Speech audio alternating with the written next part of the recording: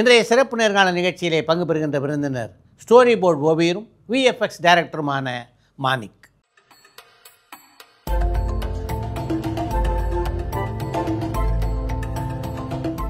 கமல்ஹாசனின் மருதநாயகம் உட்பட பல திரைப்படங்களில் ஸ்டோரி போர்டு ஓவியராக பணியாற்றி இருக்கின்ற மாணிக் ஏஐ தொழில்நுட்பத்தில் ஒரு முழு நில திரைப்படத்தையே உருவாக்க முடியும் என்கிறார்.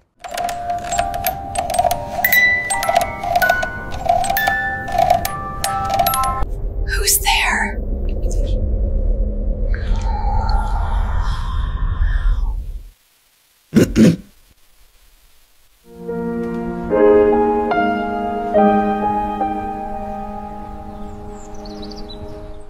ஏஐ தொழில்நுட்பத்தால் உள்ள சாதகங்கள் என்னென்ன, பாதகங்கள் என்னென்ன என்பதை பற்றி மிகவும் விளக்கமாக இந்த நேர்காணலிலே எடுத்துரைத்திருக்கிறார் மாணிக்.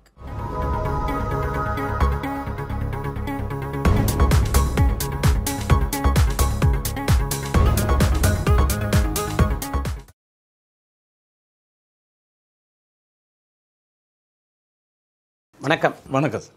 சினிமாவில் சேரணுன்ற ஆசை எதனால் உங்களுக்கு தோணுச்சு? எனக்கு சின்ன வயசுலேருந்தே ரஜினி கமல் படங்கள்லாம் அதிகமாக பார்ப்பேன். குறிப்பிட்டு சொல்லணுன்னா பாரதி ராஜா படங்கள் அதிகமாக, மணிரத்னம் படங்களையும் அதிகமாக ஃபாலோ பண்ணேன். அதில் பாரதி ராஜா படங்கள் என்ன அதிகமாக பாதிக்கப்பட்டிருக்கேன்.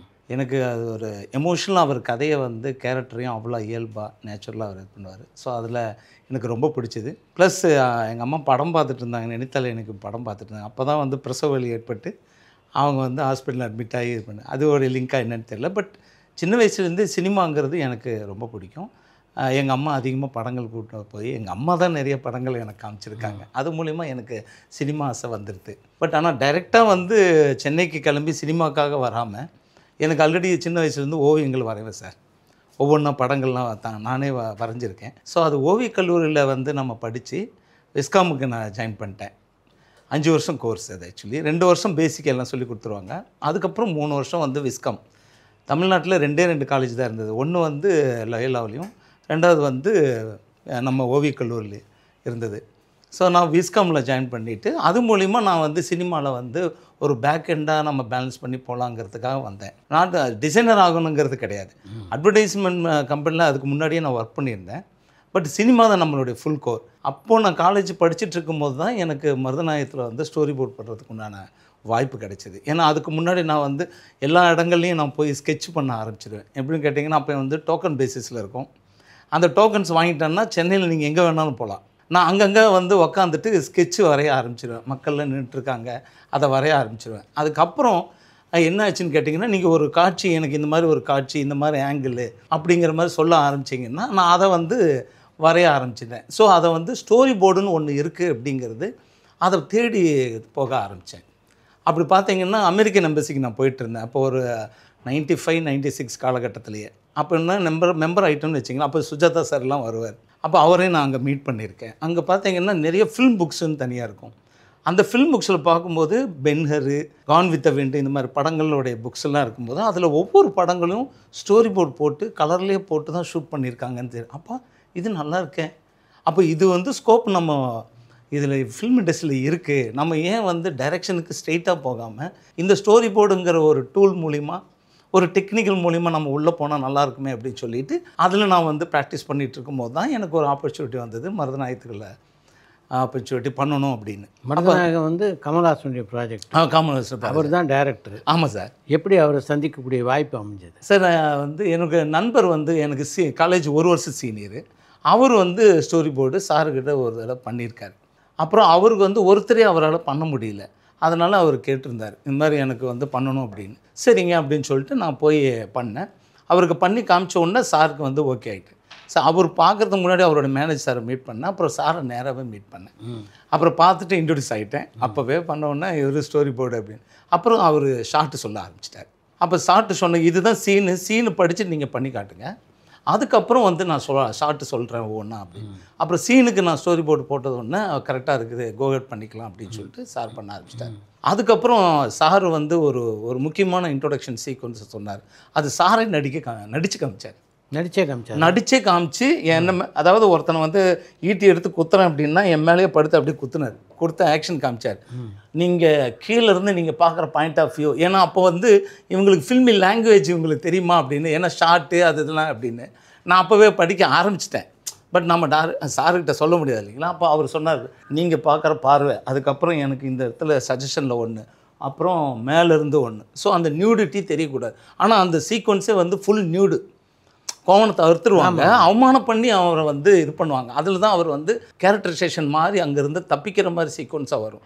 அந்த படத்தில் 147 சீன் சார், 147. ஆமாம் சார், 147 சீனும் சும்மா பிரம்மாண்டமாக இருக்கும் சார். அதாவது அதில் வந்து பாலாறில் கடந்து வர்ற கிட்டத்தட்ட ஒரு 30 யானைகளில் அதை போர் வீரர்களும் அதெல்லாம் கடந்து வர்ற சீனெல்லாம் ஸ்டோரி போர்டு போட்டது இப்போ வரைக்கும் எனக்கு கண்ணில் இருக்குது. அவ்வளோ சூப்பர் சீக்வன்ஸ் சார். அதாவது ஹீரோ ஹீரோயின், அதாவது ஃபோர்ட்டுக்கு முன்னாடி அவங்க மீட் பண்ணுற இடங்கள், ஒவ்வொரு சீனும் நல்லா இருக்கும் சார். அதுவும் இல்லாமல் சார் வந்து அந்த மருதநாயகம் வந்து எப்படி வந்து போரோடைய ட்ரிக்கெல்லாம் பிளான் பண்ணுறான் அப்படிங்கிற கேரக்டரைசேஷன்லாம் ஒன்று வச்சுருந்தார். அதெல்லாம் விஷுவலாக இப்போ வரைக்கும் எனக்கு கண்ணிலே நிற்கிது சார். அப்போது நான் ஒர்க் பண்ணிகிட்டு இருந்தோம். அப்போது பென்னருடைய செகண்ட் யூனிட் டைரக்டர் வந்து அவரும் டேக் கேர் பண்ணுற மாதிரி இருந்தது. ஸோ சார் எல்லாம் ஃபுல்லும் ஸ்டோரி போர்டை டிஸ்கஸ் பண்ணி ஷார்ட்டெல்லாம் பக்காவாக பிளான் பண்ணிட்டு தான் ஷூட்டிங்கை போனார் சார். அதுக்குண்டான காஸ்டியூம்ஸ் கொண்டு எல்லாமே ஸ்கெட்சு ட்ராயிங் எல்லாம் பண்ணோம். ஒவ்வொரு வெப்பனும் வந்து ஒரிஜினல் வெயிட்டோடையே பண்ணார். நம்ம செட்டுக்கு என்ன சார் பண்ணுவோம், நம்ம வந்து ஒரு வெயிட்லெஸ்ஸாக பண்ணி சார் வந்து வெயிட்டு ஒரு ரியாக்ஷன் மட்டும் கொடுத்தா போதும், அதுதான் ஆக்டிங்கு. ஆனால் சார் அப்படி அந்த படத்தில் அப்படி பண்ணலைங்க. எனக்கு ஒரிஜினல் வெயிட்டோடய வேணும், அப்போ தான் அந்த ஃபீல் எனக்கு கிடைக்கும் அப்படின்னா அதையே அப்படியே பண்ணார். அப்போது சாபு சிறில் சார், ரவிகே சந்திரன் சார், நான் கமல் சார், அப்புறம் செகண்ட் யூனிட் டைரக்டர்ஸு, ஏடிசி எல்லாம் உட்காந்து ஸ்டோரி போர்டெல்லாம் பக்காவாக ஷார்ட்டை ப்ரிசைஸாக பிளான் பண்ணி அதுக்கப்புறம் தான் சார் அதுக்கு லென்ஸு கேமரா ஆங்கிள்ஸ் கொண்டு டிஸ்கஸ் பண்ணி பர்ஃபெக்டாக பண்ணுவோம். காலையில் நீங்கள் நம்ப மாட்டீங்க, மார்னிங் 4 o'clock ஆஃபீஸ் கொடுப்பார் சார். சார் அந்த மாதிரி ஒரு டெடிகேட் பர்சன் நான் பார்த்தல. 4 o'clock ஆஃபீஸ் வந்துடுவார். இங்கே வந்துட்டு நீங்கள் சீக்வன்ஸ் முடிச்சிட்டிங்களா, நாங்கள் நைட்டெல்லாம் ஒர்க் பண்ணிருப்போம். அப்புறம் சாருக்கு வந்து பார்த்துட்டு செக் பண்ணிவிட்டு ஒர்க் நடந்துட்டுருக்கான்னு சொல்லிட்டு கிளம்பிடுவார் சார். ஹார்ஸ் ரைடிங்க்கு, அந்த புல்லக் ரைடிங், அதாவது மாடு மேலே உட்காந்து இது பண்ணுறது, இதுக்கெல்லாம் வந்து ஈஸியாக பக்கம் போயிடுவார். அது முடிச்சுட்டு அதுக்கப்புறம் வந்து படுத்துங்கிடுவார். ஒரு மார்னிங் 10:30 ஒரு 11 மணிக்கு படுத்துங்கிடுவார். அதுக்கப்புறம் எந்திரிச்சு மறுபடியும் ஸ்கிரிப்ட் ஒர்க்கு, இந்த மாதிரி ஒரு ரொட்டேஷனாக எல்லாத்தையுமே பண்ணிகிட்டு இருந்தவர். இப்போ ஒரு அந்த காஸ்டியூம்ஸ் எல்லாம் பார்த்தீங்கன்னா அவ்வளோ யூனிக்காக இருக்குது சார். இன்னொன்று, அந்த ஒவ்வொரு அந்த படத்துக்கு உண்டான ஒவ்வொரு நிகழ்வு நடந்த இடத்துலையெல்லாம் அந்த காஸ்டியூம்ஸ் எல்லாம் எப்படி இருக்கும், ஹிஸ்டாரிக்கலாக புக்ஸ் எல்லாம் எப்படி எல்லாம் படம் வரைஞ்சிருப்பாங்க, அதை எல்லாத்தையும் எடுத்துகிட்டு வந்து பக்காவாக வந்து காஸ்டியூம்ஸ் எல்லாம் பண்ணது சார். ஸ்கெட்ச் எல்லாம் பண்ணி பர்ஃபெக்டாக பண்ண படங்கள் இப்போ வரைக்கும் அதோடைய ப்ராப்ஸ் எல்லாம் இருக்குது. அந்த படங்கள் இப்போ வரைக்கும் நான் பார்க்கணுன்னு எனக்கு அவ்வளோ இன்ட்ரெஸ்ட்டு. நீங்கள் பாகுபலி பார்த்தீங்க, இது வந்து ஒரு ஜெய்ஜாண்டிக்காக ஒரு ஃபிக்ஷனல் ஸ்டோரி.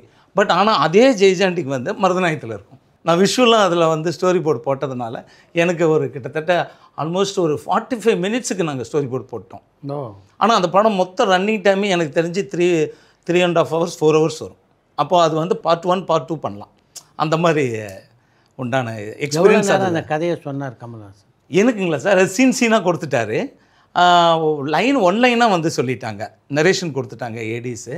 அதுக்கப்புறம் ஸ்கிரிப்ட் கொடுத்துருவாங்க சார். எனக்கு ஒவ்வொன்றும் சஃப்லாய் வரும், ஸ்ட்ரெயிட்டாக 1 by 1 வராமல் எங்களுக்கு ஷூட்டிங் ஷெட்யூல் பிரகாரம் சஃப்லாய் வரும். பட் எங்களுக்கு வந்து ஒவ்வொரு சீனை நாங்கள் பண்ணும்போது நாங்கள் அதை கரெக்டாக இமேஜின் பண்ணிப்போம். அந்த மாதிரி ஒரு இதாக இருந்தது. இப்போ ஸ்டோரி போர்டு அப்படின்றது, நான் ஒரு படத்தினுடைய கதையை உருவாக்கி மொத்த கதையை உங்கள்கிட்ட சொல்லிட்டா அதனுடைய காட்சியெல்லாம் நீங்கள் படங்களாக வரைஞ்சி கொடுத்துருவீங்களா? ஆமாங்க சார். இல்லை காட்சி, இந்த காட்சியில் இப்படி லாங் ஷாட்டு, இந்த க்ளோஸ் எல்லாம் வேணும்னு உங்களுக்கு சொல்லணுமா? இல்லை சார், இதுக்கு முன்னாடி வந்து நான் பண்ண படங்களில் வந்து ஷார்ட் பை ஷார்ட்டாக டைரக்டர் பக்கத்தில் இருந்து சொன்னாங்க. ஒரு கட்டத்தில் என்ன ஆயிடுச்சுன்னு கேட்டிங்கன்னா, நான் வந்து அதிலிருந்து நான் படங்களில் வந்து அசிஸ்டன்ட் டைரக்டர்லாம் ஒர்க் பண்ண ஆரம்பிச்சிட்டேன். ஆலவந்தானில் அசிஸ்டன்ட் டைரக்டர் ஒர்க் பண்ணேன் சார், சுரேஷ் கிருஷ்ணா சார்கிட்ட. அவங்க மேடம், சாரோடைய ஒய்ஃப் மேடத்தான ஒரு ஆடுக்காக நான் மீட் பண்ணியிருந்தேன். அப்போ மேடம் ரெக்கமெண்டேஷனில் சாருக்கிட்ட வந்து இது பண்ணேன். அதில் ஒர்க் பண்ணும்போதே அந்த ஷார்ட்டு இந்த மாதிரி விஷயங்கள் எல்லாம் எனக்கு பக்காவாக தெரியும் சார். அதுக்கு முன்னாடி நான் புக்ஸ் எல்லாம் படிச்சிட்டேன். Grammar of film language, 5 C's இந்த மாதிரி புக்ஸ் எல்லாம் படித்து என்னுடைய காலேஜ் ப்ராஜெக்ட் ஒர்க்கே வந்து ஸ்டோரி போர்டை பற்றி தான் நான் பண்ணேன். அப்போ நாசர் சார் எல்லாம் வந்து ஷூட்டிங்லேயே மீட் பண்ணேன். ஏன்னா அவர் வந்து நம்ம அந்த படங்களுக்கு ஸ்டோரி போர்டு போட்டிருக்காரு நம்ம மருது சாரை வச்சு. ஸோ அந்த மாதிரி லென்ஸு இந்த மாதிரி விஷயங்கள் இருக்கும்போது இது எந்த அளவுக்கு கவர் ஆகும், அப்போ அந்த சீனுக்கு என்ன தேவை, அப்போ நம்ம படங்கள் பார்த்த அனுபவங்கள் அப்படிங்கும்போது இப்போ இந்த சீனை நீங்கள் கொடுத்துட்டீங்கனாலோ இல்லை வாய்ஸில் நீங்கள் சொன்னாலோ அந்த சீனோடைய மூடு பிரகாரம் இது இந்த ஆங்கிள் வந்தால் தான் கரெக்டாக இருக்கும், இந்த க்ளோஸ்அப் இன்பிட்வீன் போய்க்கலாம், ஏன்னா அந்த ரியாக்ஷனு அப்படின்னு சொல்லி ஷார்ட் பை ஷார்ட்டாக இந்த சீனை நான் டெவலப் பண்ணி கொடுத்துருவேன் சார். ஷார்ட் பை ஷார்ட், ஏன்னா என்கிட்டேருந்து வரும்போது ஒரு 4-5 ஷார்ட்டு உங்களுக்கு ஆங்கிள் டிஃப்ரெண்ட் இருக்கும், ரொட்டீனாக இருக்கக்கூடாது சார். ஏன்னு கேட்டிங்கன்னா ஒரு க்ளோஸ் ஷாட்டு, ஒய்டு, மிட்டு, அப்புறம் லாங் ஷாட்டு இப்படிங்கிறது வந்து ஒரு லாங்குவேஜ். பட் அந்த லாங்குவேஜை பிரேக் பண்ணுறது தான் ஃபில்ம் லாங்குவேஜ். புதுசாக நம்ம வந்து ஒரு டைரக்டர் வந்து விஷுவலை வந்து ப்ரெசென்ட் பண்ணுறது, அதுதான் டைரக்ஷன் நம்ம சொல்லுவோம். அதனால் ஒரு சீனை வந்து நீங்கள் டெக்ஸ்ட்டாக நீங்கள் கொடுத்துட்டாலோ இல்லை வாயில் சொன்னாலோ அதை வந்து என்ஹான்ஸ் பண்ணிடுவோம் சார். அந்த என்ஹான்ஸ் எப்படின்னு கேட்டிங்கன்னா அந்த சீனுக்கு முன்னாடி இருக்கிற சீனையும் அந்த சீனுக்கு அடுத்து வர்ற சீனு அந்த சீக்வன்ஸோடைய டோட்டல் மூடு என்ன அப்படின்னு சொல்லி பார்த்து அதுக்கு தகுந்த மாதிரி லீட் எடுத்து ஒர்க் பண்ணும்போது அந்த சீனை அப்படியே ஒவ்வொரு ஷாட்டும் அப்படியே உட்காந்துரும் சார். டெக்னிக்கலாக மருதநாயகம் தான் நீங்கள் பணியாற்றிய முதல் படம். ஆமாம் சார். அந்த படம் ஒரு காலகட்டத்தில் வளரல, ஆமாம், நின்று போச்சு. ஆமாம் சார். எப்படி இருந்தது அப்போது?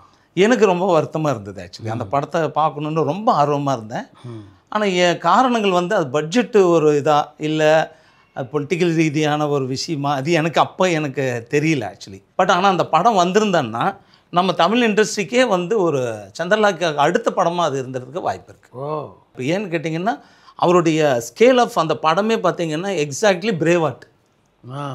பிரேவாட் ஒன்று இருந்தது இல்லைங்களா, அந்த பிரேவாட்டோடைய ஸ்டைல் தான் அவர் பிளான் பண்ணியிருந்தார். அவ்வளோ நேச்சுரலாக மெல் கிப்சன் நடிச்சார் இல்லைங்களா, அந்த நேச்சுரலாக. ஏன்னா அந்த படம் வந்து அதுக்கு முன்னாடி ஒரு 2-3 வருஷத்துக்கு முன்னாடி தான் அந்த படம் வந்தது. அது அந்த அளவுக்கு குவாலிட்டியாக இருந்திருக்கு சார். ஏன்னு கேட்டிங்கன்னா நான் ஒர்க் பண்ணதுனால I can feel the each and every scene and shots. So that's why I'm telling. இப்போ மருதநாயகம் ஒரு 10 நிமிஷம் படம் உருவாக்கி வச்சுருக்காரு. இப்போ 20 நிமிஷம், அரை மணி நேரம் பார்த்தீங்களா அதை? இல்லை சார், நான் வந்து ஒரு 3-4 சீக்வன்ஸு நாங்கள் பார்த்தேன். அதுக்கப்புறம் பார்க்கல. சில டைலாக் போர்ஷன்ஸ் எல்லாம் வச்சுருக்காரு.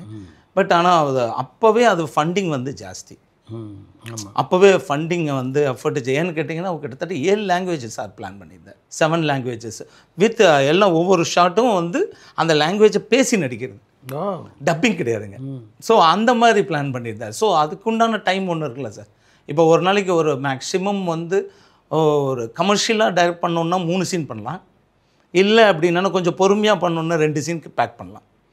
ரொம்ப பெரிய சீன்னா ஒரு நாளைக்கு 1 தான் பண்ண முடியும். பட் உங்களுக்கு ஒரு 7 லாங்குவேஜ் நீங்கள் பேசி நடிக்கணும் அப்படின்னா அப்போ ஒரு சீன் வந்து ஒரு நாளைக்கு எப்படி பண்ண முடியும்? அவ்வளோ. ஸோ அதுக்குண்டான டைம் அப்படின்னு அந்த படத்துக்கு ஒரு மெடக்கனல் ஜாஸ்தி சார். அவ்வளோ ஒர்க்கு அதில் இருக்குது. ஆனால் அதில் ஒரு விஷயம் என்னென்னு கேட்டிங்கன்னா அந்த படத்தில் வந்து ஸ்கிரிப்ட் ரைட்டிங்னு சொல்லிட்டு ஒரு மூவி மேஜிக்னு ஒரு சாஃப்ட்வேர் எடுத்துகிட்டு வந்தார். அது வந்து ஃபார்மேட்டு ஒரு பேஜ் வந்து 1 மினிட் கணக்குன்னு சொல்லி சார் கால்குலேட் பண்ணார். சில டிஸ்கிரிப்ஷன்லாம் பார்த்தீங்கன்னா அதெல்லாம் வந்து ஜாஸ்தியாக இருக்கும். பட் டைலாக்ஸ்னு பார்க்கும்போது அதுதான் first movie magic script writing சாஃப்ட்வேரை ஃபஸ்ட்டு கொண்டு வந்த படம் மருதநாயகத்துக்காக கொண்டு வந்தார். ஏன்னு கேட்டிங்கன்னா ஹாலிவுட்லாம் வந்து அந்த ஃபார்மேட்டில் தான் அவங்க ஒர்க் பண்ணுறாங்க. ஸோ அது வந்து ஒர்க் பண்ணார். அது அப்புறம் மூவி மேஜிக் ஸ்கெடியூலிங் அப்படின்னு ஒன்று இருக்குது.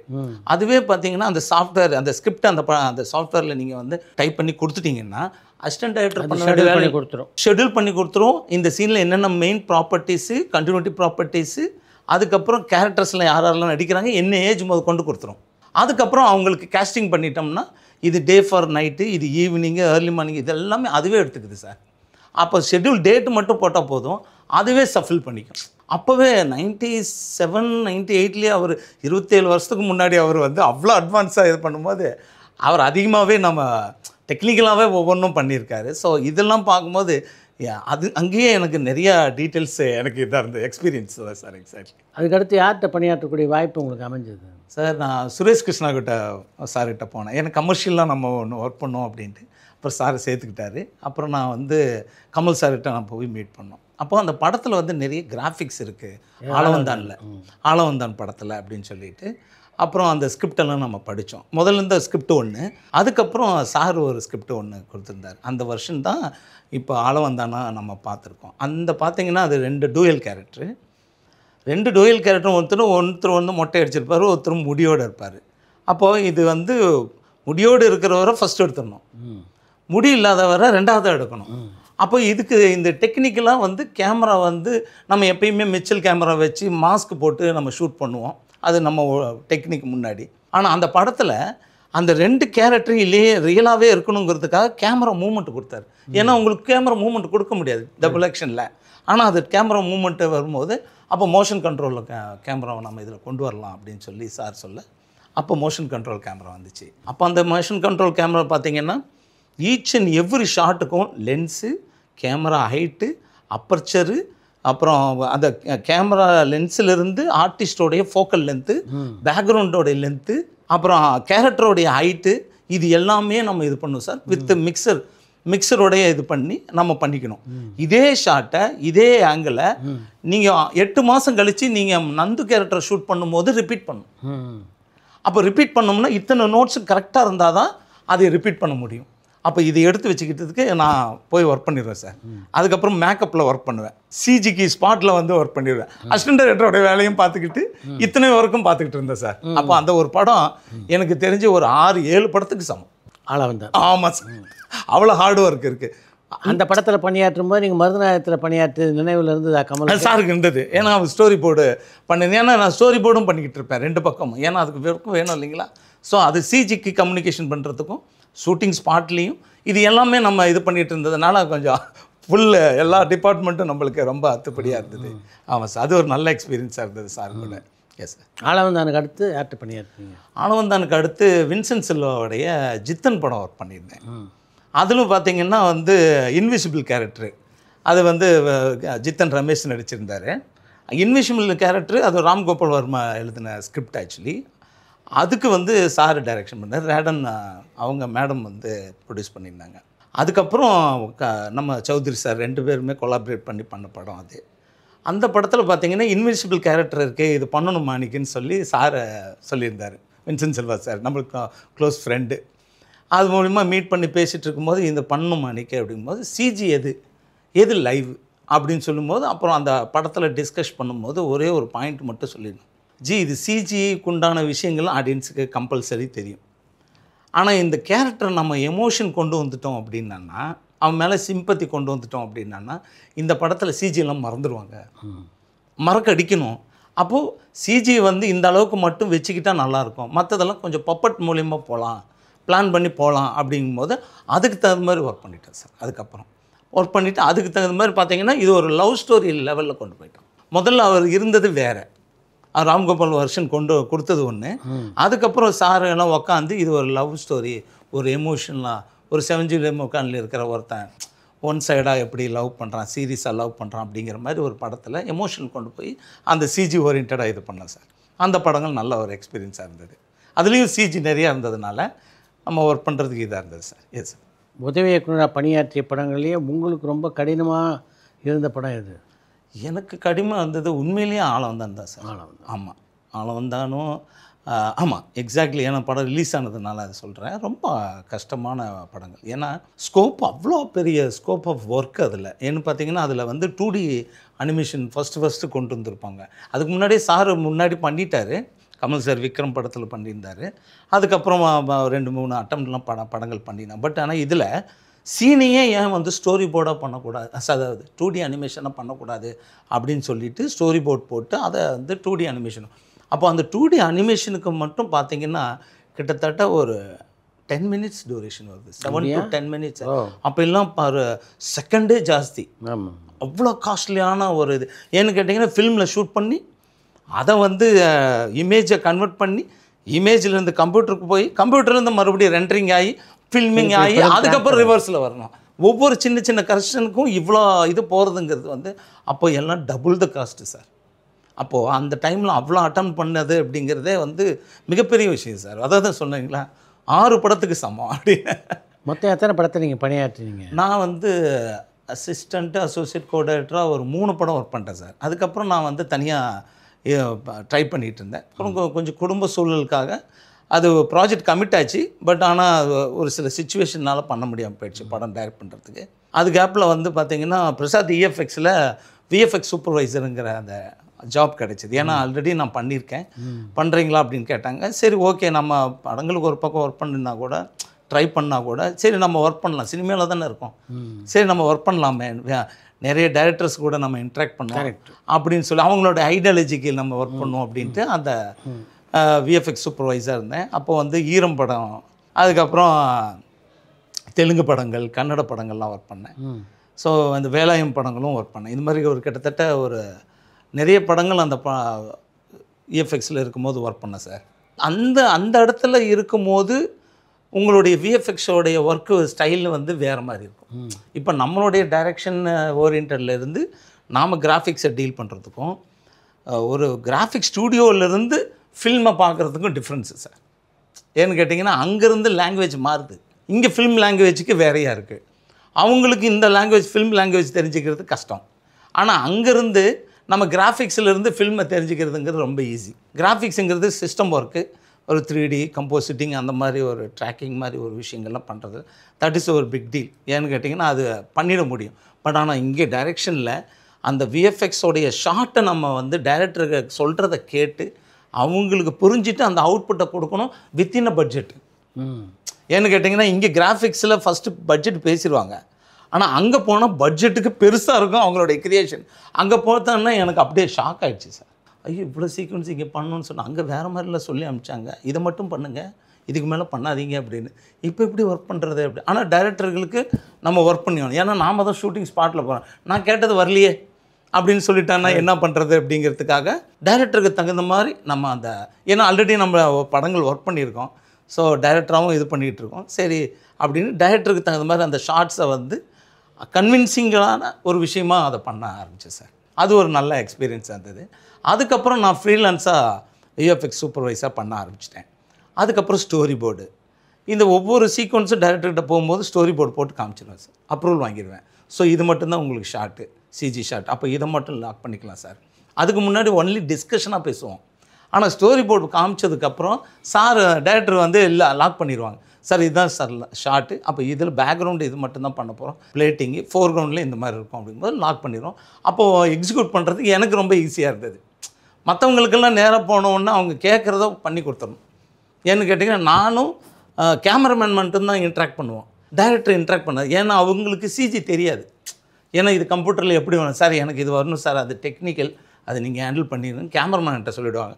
நாங்கள் போய் சார்கிட்ட கேமராமேன் சார்கிட்ட பேசி, சார் என்ன லென்சிங் சார், என்ன பண்ணணும் அப்படின்னு சொல்லி கேமராமேன்கிட்ட பேசணுன்னா, சார் இது வந்து இந்த மேட்டில் போட்டுக்கலாம், ஏன்னா கேரக்டருடைய கண்டினியூட்டி காஸ்ட்யூம் இந்த மாதிரி இருக்குது, ப்ளூ மேட்டில் கீ ஆகிடும், ஸோ இது பண்ணிக்கலாம் சார், இந்த கலர் போட்டுக்கலாம், அப்போ இந்த சப்ஜெக்ட் இது பண்ணிக்கலாம் போது சார் வந்து கேமராமேன் வந்து டைரக்டர்கிட்ட சொல்லிவிடுவார், சார் இப்படி அப்படிங்களா, ஓகே சார்.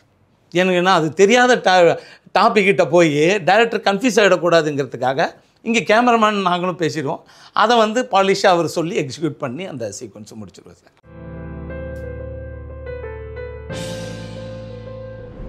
இத்தனை டைரக்டர்கிட்ட ஒர்க் பண்ணதில் டைரக்ஷன் பற்றி நீங்கள் புரிஞ்சுக்கிட்டது என்ன சார்? டைரக்ஷனுங்கிறது வந்து என்ன சொன்ன கேட்டிங்கன்னா,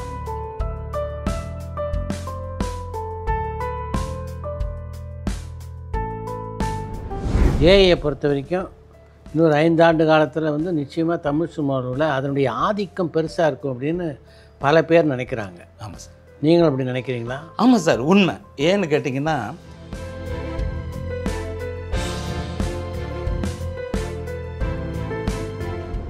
நீங்களும் ஏஎம் தொழில்நுட்பத்தோட தானே உதவி பார்க்குறீங்க அதை. ஆமாம் சார். அப்போ வந்து அந்த ஆபத்து நீங்கள் பண்ணும்போது வராதா? வராது. அதுதானே சார் நாங்கள்